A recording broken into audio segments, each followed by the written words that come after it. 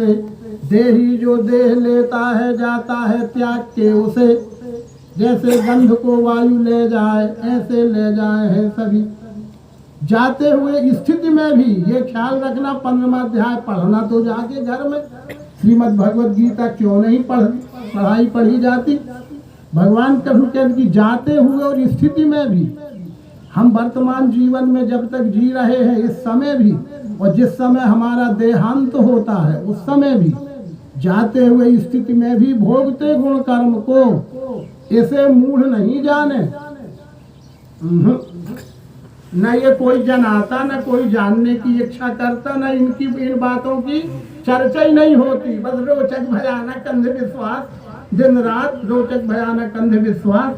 अरे जो यथार्थ है, देही जो देह लेता है जाता है त्याग के उसे, जाते हुए स्थिति में भी भोगते गुण कर्म को, इसे मूढ़ नहीं जाने।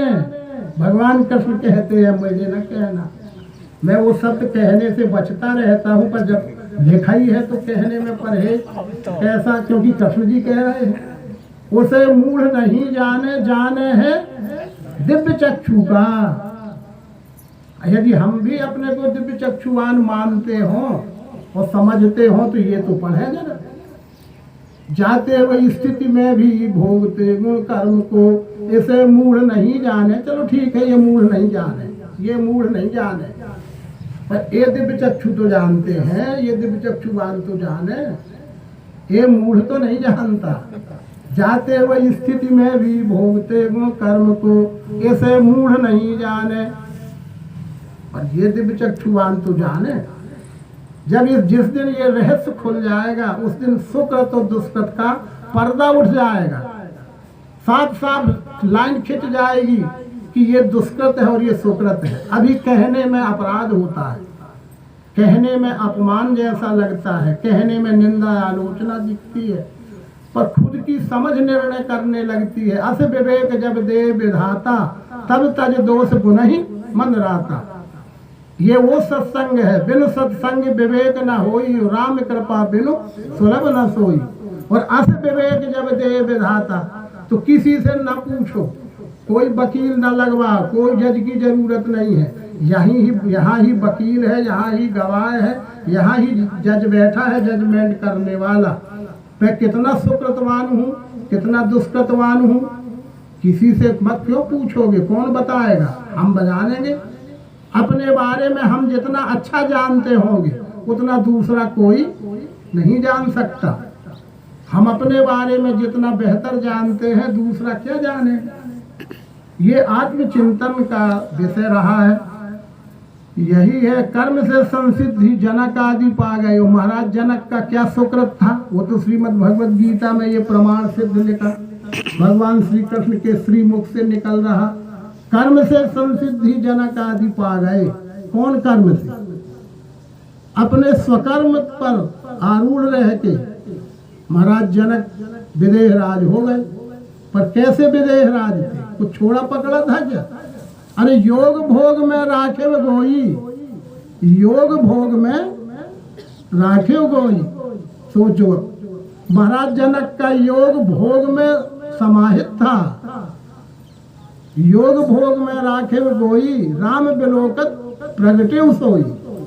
इसी तरह से हमारा आपका सबका जो योग है वो भोग में यानी गृहस्थी में ही सधता है, गृहस्थी में ही सधना चाहिए। और गृहस्थ से जितना सध सकता है उतना और किसी से नहीं सध सकता है। धन्यो गृहस्थाश्रमा, इसलिए शास्त्र में कहा है धन्यो गृहस्थाश्रमा, गृहस्थ ही धन्य है जो अपने गृह में स्थित है और अपने वर्ण में स्थित है, अपने स्वभाव में स्थित है, अपनी नियत में स्थित है।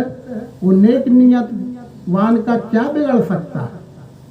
और नेक नियतवान की रक्षा वो खुद कर लेता है। एक जगह ये कहा है कि मनुष्य का रक्षण उसको वो खुद करता है, अपना रक्षण। कोई किसी का रक्षा नहीं कर सकता। वक्त आने पे सब कोई रहेंगे नहीं, 1000 रक्षक रहे में वक्त आने पे वो रहेंगे ही नहीं, तो कौन किसकी रक्षा करेगा? हमारा आचरण ही हमारा रक्षक है, हमारा आचरण ही हमारा सब कुछ है। और वही हम साथ लाए हैं, वही साथ जाने वाला है। एक गाना मत गाते रहना कि न लाए हैं न ले जाना है। अरे संस्कार लाए हैं और संस्कार लेके जाना है, इसलिए संस्कारों की ओर जाओ, संस्कार देखो। आज हमारे बेटा बेटियां होते होंगे हैं, हम सभी चाहते हैं भैया बेटी का विवाह करना है, कोई संस्कारवान घर हो तो बताना, कहते हैं ना। धन की बात नहीं है, सब कुछ देंगे, पर संस्कारवान लड़का हो तो बताना। हर लड़का वाला कहता है कि भैया धन मिले चाहे न मिले, लड़की मिले और संस्कारवान मिले, यही आज भी मांग है ना। पर कभी ऐसा झांक के देखा है कि हम खुद ही कितने संस्कारवान हैं? अरे सारा संसार संस्कारवान चाहता है ना, पर अपने में तो झांक लें कि हम कितने संस्कारवान हैं। ये संस्कारों का खेल है। जो संस्कारवान होते हैं उनको स्वाभाविक संस्कारी ही मिलते हैं, और जिनमें खुद हमारे में खुद संस्कार नहीं होते, हमें क्या संस्कारवान मिलेंगे।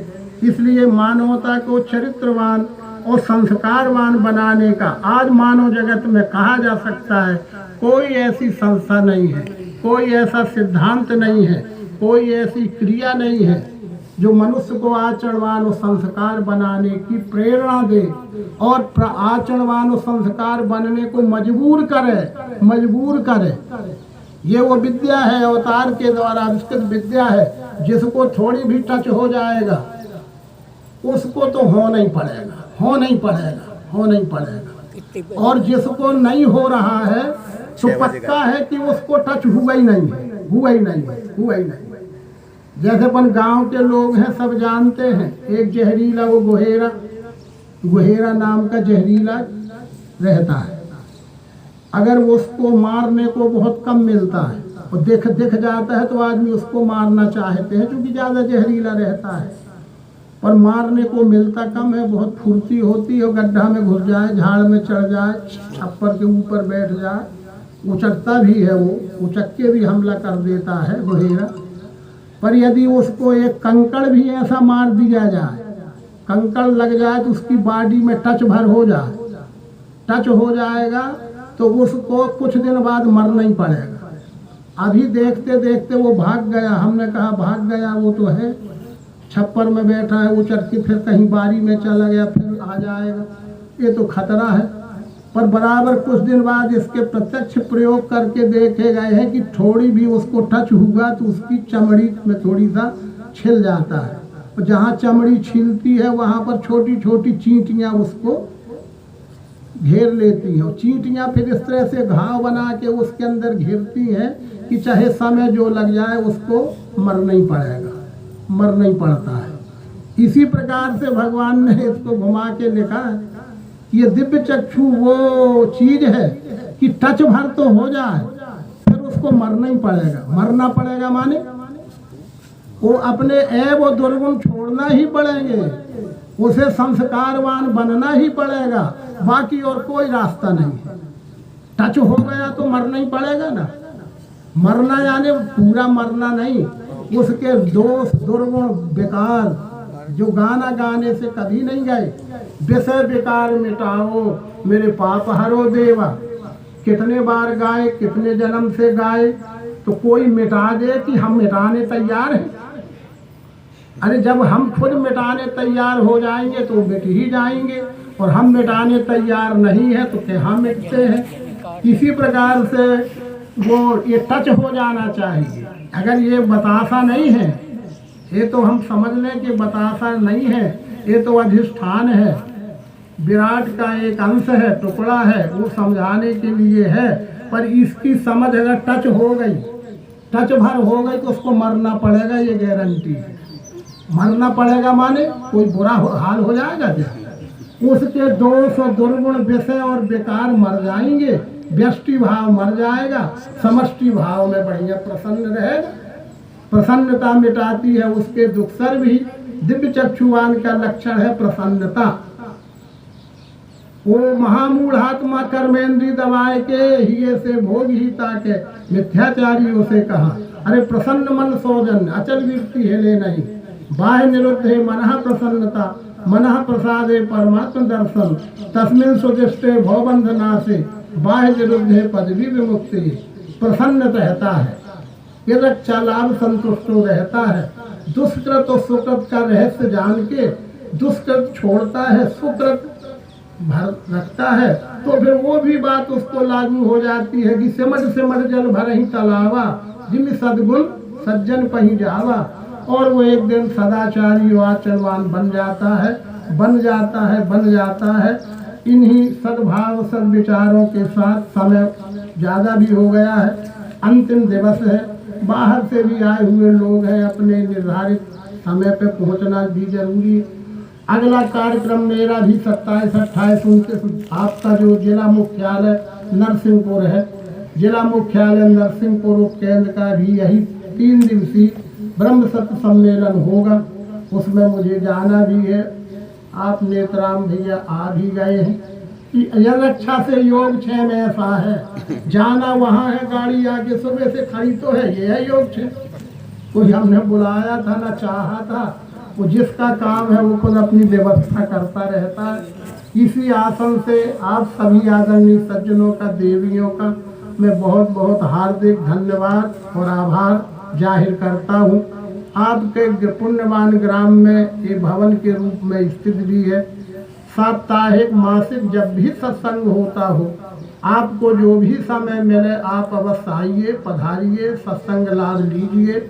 वर्ष में एक बार इसी तरह से मिलजुल कर हम आप सब बैठते रहे, सुनते रहे, समझते रहे, इसमें कोई बाध्यता नहीं है।